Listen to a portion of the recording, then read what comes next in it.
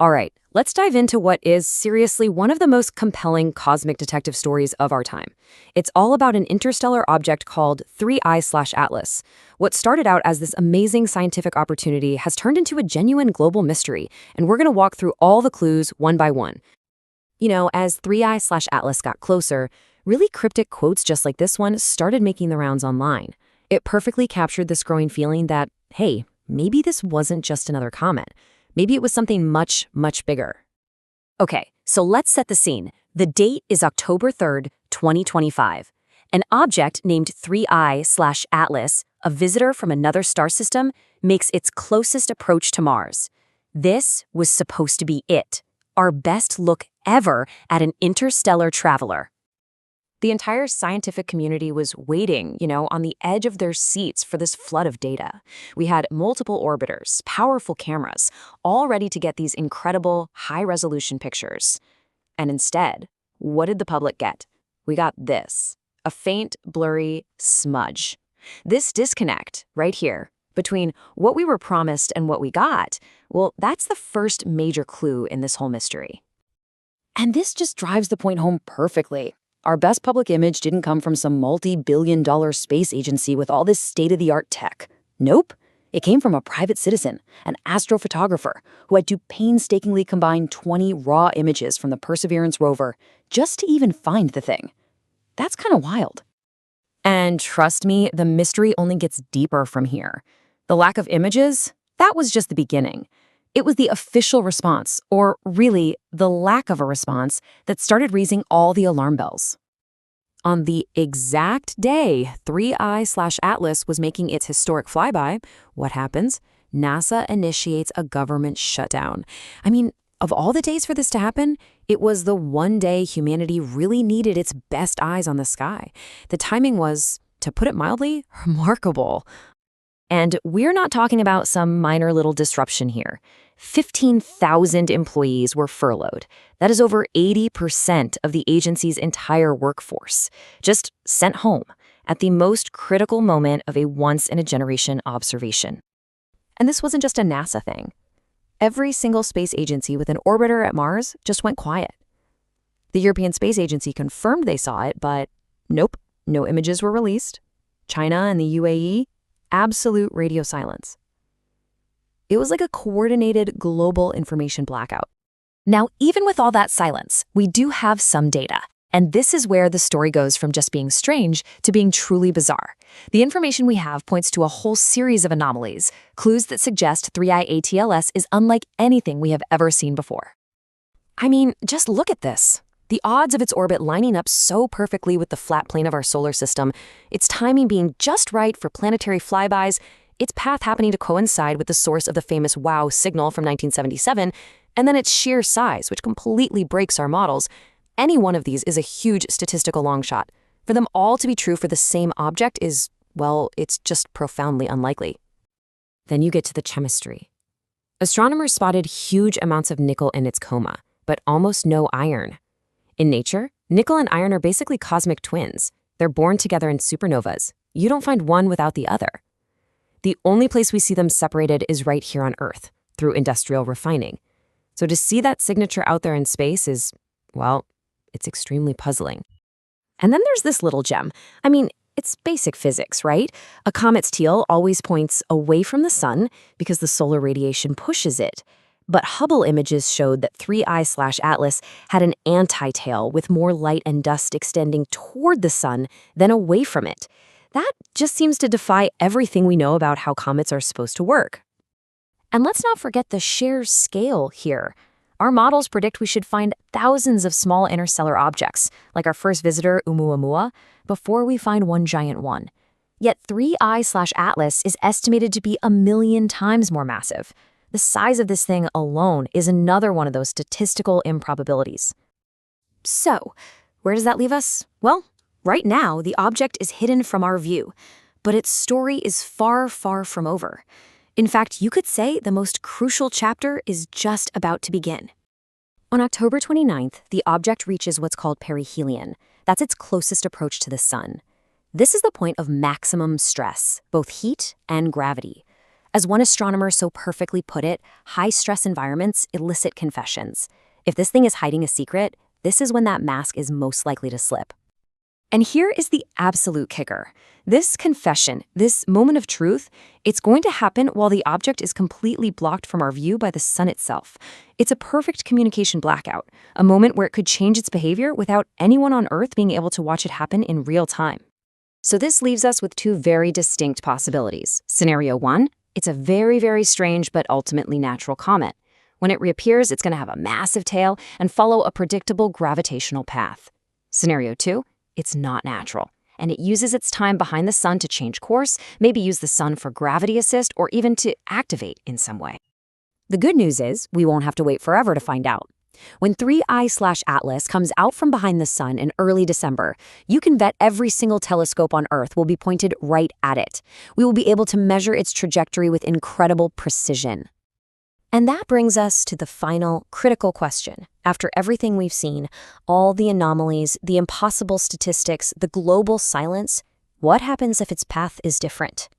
What does it mean if an interstellar object that already defies our understanding also defies the laws of gravity? I guess we're all going to find out soon.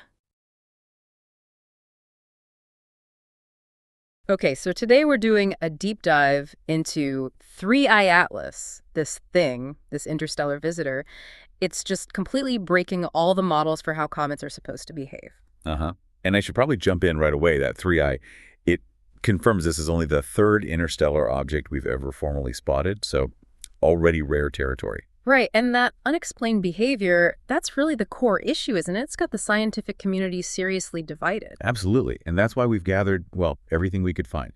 We're talking technical papers on chemical analysis, deep space observations. But also checking out amateur astronomy forums, right? Seeing what people are sharing there. Exactly, even some, let's say, non-traditional accounts. The mission here, for you listening, is to kind of synthesize all this, to figure out what the official silence might be hiding when the data itself seems to be screaming that this thing, well, it isn't natural. And that silence is maybe the most striking part. Let's kick things off with the most suspicious event, I think. October 3rd. 3I Atlas makes its closest pass by Mars. Yeah, about 29 million kilometers. Not exactly skimming the surface, but definitely close enough for a good look. And think about the gear we have pointed at Mars. Yeah. You've got the MRO high-rise camera, ESA's Mars Express, the ExoMars orbiter. I mean, these are incredibly powerful instruments. Perfectly positioned. Should have been the shot of a lifetime for interstellar object science. Yeah, nothing. No official high-resolution images released. Zero. Zip. Which is strange enough on its own, but the timing, that's what makes it really concerning. Go on. Well, this observation window, the Mars flyby, it was meant to be this huge, intensive campaign. Constant monitoring needed. Okay. But what happens? October 1st, right when things should have been ramping up, boom, U.S. government shutdown. 15,000 NASA employees get furloughed. That's, what, 83% of the agency? Just gone home. Right when they're needed most for this observation. So it sounds like maybe the political chaos provided a convenient excuse, a cover story for keeping things quiet. It certainly looks suspicious. I mean, you've got technology that can spot tiny details on Mars, like car-sized features. And the only visual we get of this massive interstellar event is from an amateur, Simeon Schmaus. Yeah, and even he had to stack like 20 images from the Perseverance rover just to pick out this faint smudge of light, as he put it. It just doesn't add up. If it was a normal, albeit interesting comet, why the total blackout? Why not share the data? And when you connect that blackout, that lack of data, to the actual science we do have, it points towards something deliberate. One anomaly, okay, maybe it's a coincidence, a weird fluke. But this isn't just one anomaly. No, we're looking at like 7 stacked statistical long shots, 7 major strikes against a natural comet idea. And when you pile them up like that, you really have to start considering engineering. Okay, let's unpack those 7 impossibilities then. What's the first one? The mass problem. What's that telling us? Right, anomaly 1, the mass problem. This is basically a mechanical puzzle. So comets get near the sun, they heat up, they vent gas outgassing. Like little jets pushing them around? Exactly. And 3I Atlas was losing a lot of material. Estimates are around 150 kilograms every single second. Whoa, okay. That's significant mass loss. It is. And if this were a standard icy comet, that much mass being thrown on should act like thrust. It should visibly change its path, its trajectory. But it didn't. barely deviated. It stayed remarkably stable on its course. Wait, so if it's losing all that gas, like a rocket firing, why didn't that push off course? How do the papers explain that? Is there a natural explanation offered? Well, the only way the math works, the only way to account for that stability, despite the outgassing, is if the object is, well, impossibly massive, or dense anyway. How massive? Calculations point towards something exceeding 33 billion tons. Billion with a B. Yep. Which makes it roughly, get this, 1 million times more massive than Oumuamua, our first interstellar visitor. 1 million times. Okay, that's staggering. So astronomers are basically stuck. Either it's made of something natural we've never conceived of, something incredibly dense, Or it's engineered, designed to be that massive, that sturdy perhaps. That scale difference alone, 1 million times Oumuamua, it suggests we might be looking at two totally different classes of interstellar object. Okay, so the sheer mass and density are off the charts. What about its chemistry? You mentioned an industrial fingerprint. Yeah, anomaly 2. This comes from the Very Large Telescope's spectrograph. Yeah. It analyzed the light coming from the gas plume. And found? Nickel atoms, lots of them. And the amount was increasing exponentially as it got closer to the sun. Okay, nickel. Is that weird for a comet? The nickel itself isn't the shocker. It's what wasn't there. They detected almost no iron. Nickel without iron, huh? That sounds wrong. Aren't they usually found together in space stuff? Like cosmic twins? Exactly right.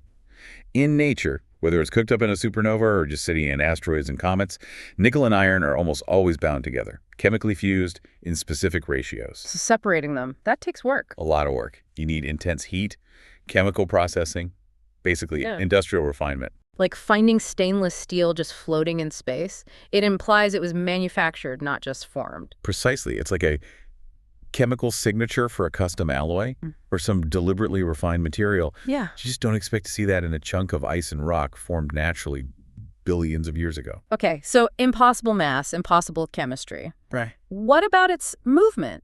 Does the physics also break the rules? Tell us about the wrong way tail. Anomaly 3. Anomaly 3. Yeah, this one directly contradicts basic solar physics. You know how comet tails always point away from the sun? Yeah, the solar wind and radiation pressure push the dust and gas back. Right, but Hubble Space Telescope images showed scattered light from 3I Atlas, extending roughly 10 times further towards the sun than away from it. So the tail was pointing the wrong way. Effectively, yes. Or at least a significant part of its light signature was defying the outward push. It looked like it was violating the basic rules of celestial mechanics. Wild. Okay, and the weirdness continues with how light bounces off it. Anomaly 4. That's the strange polarization. It's a bit technical, but basically the way light scattered off the dust plume showed a specific polarization signature. Negative 2.77% at a 7-degree phase angle. Okay, technical jargon alert. Break that down. What does that number, that negative polarization, actually tell us about the stuff coming off it? So polarization tells you about the shape, texture, and uniformity of the particles reflecting the light. Normal comet dust is fluffy, porous, irregular.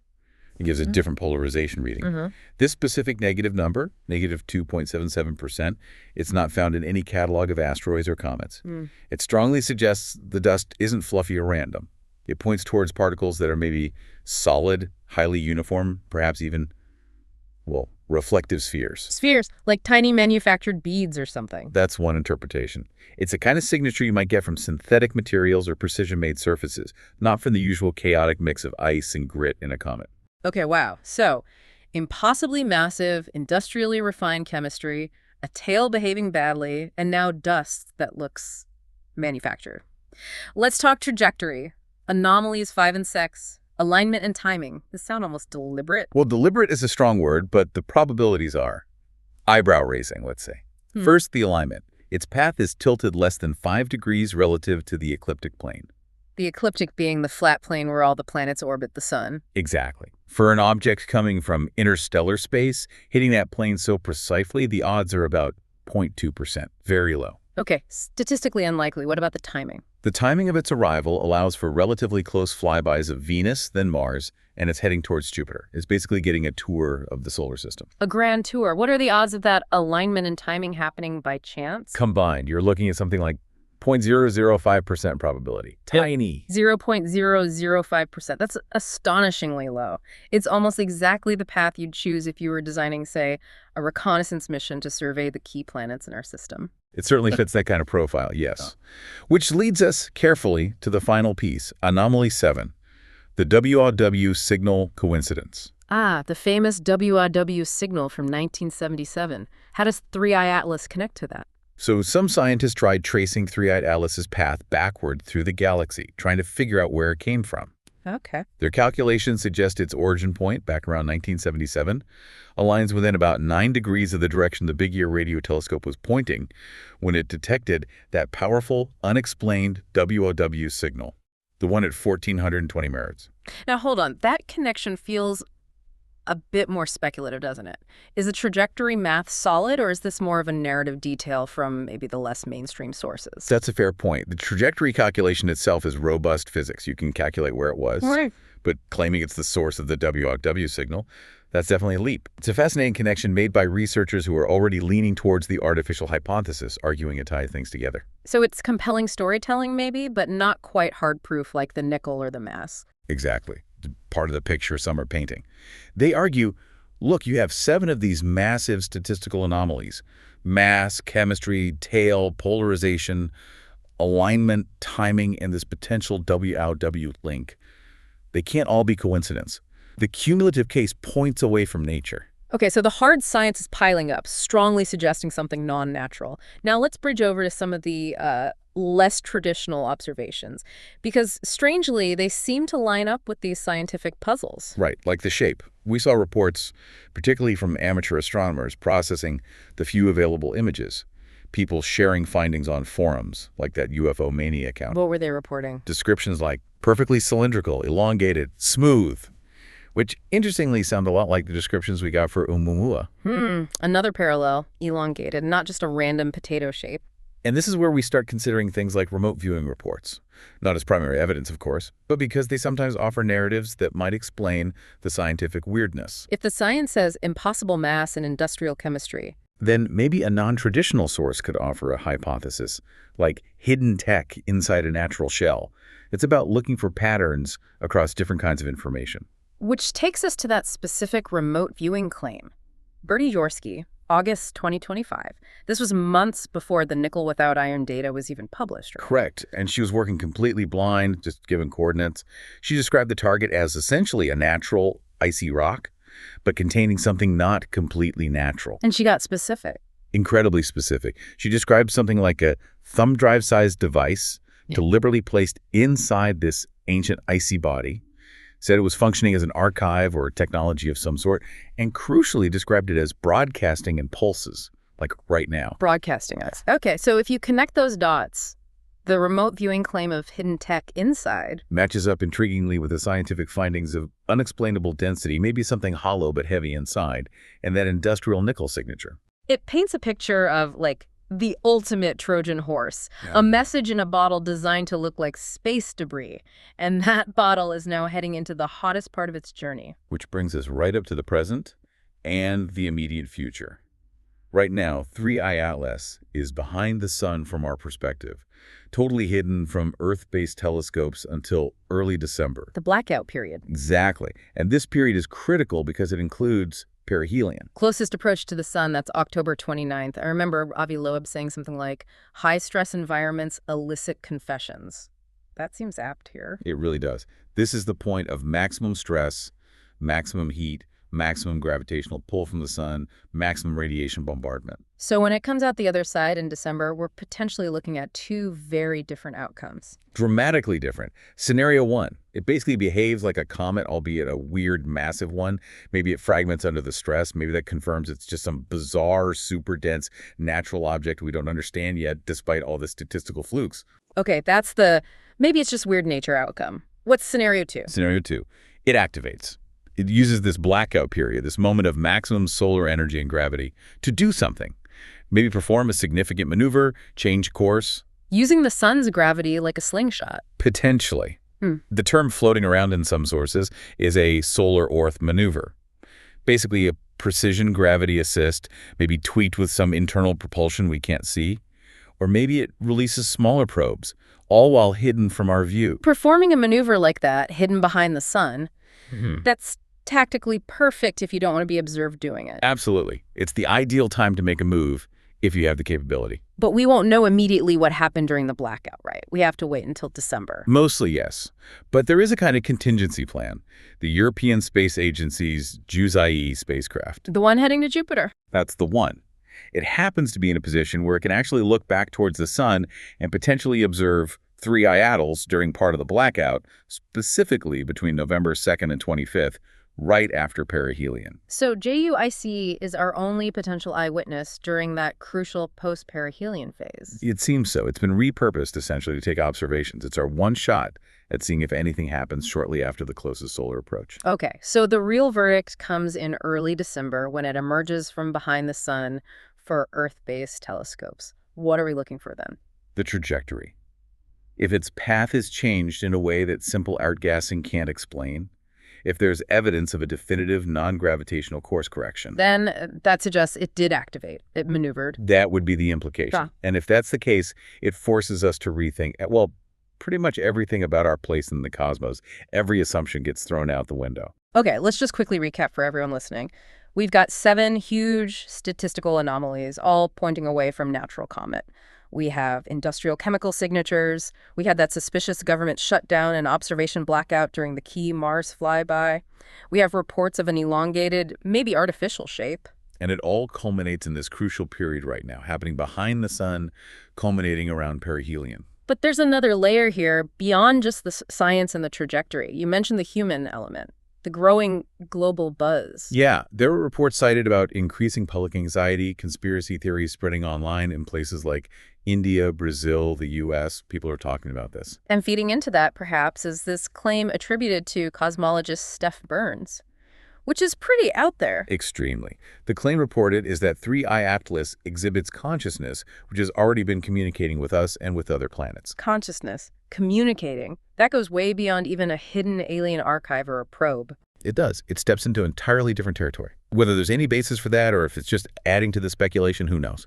But it's part of the conversation happening around this object. So we're basically waiting for December 19th. That's its closest approach to Earth. Waiting to see what comes out from behind the sun. Are we just watching the most spectacular, albeit unusual, comet show in generations? Oh, are we on the verge of the biggest upheaval in human understanding since we figured out the Earth wasn't the center of everything? The stakes feel incredibly high. So for you listening, when 3I Atlas reappears in December, what will you be watching for? We'll definitely be tracking the data releases, assuming they release this time. We certainly will. We'll keep following this.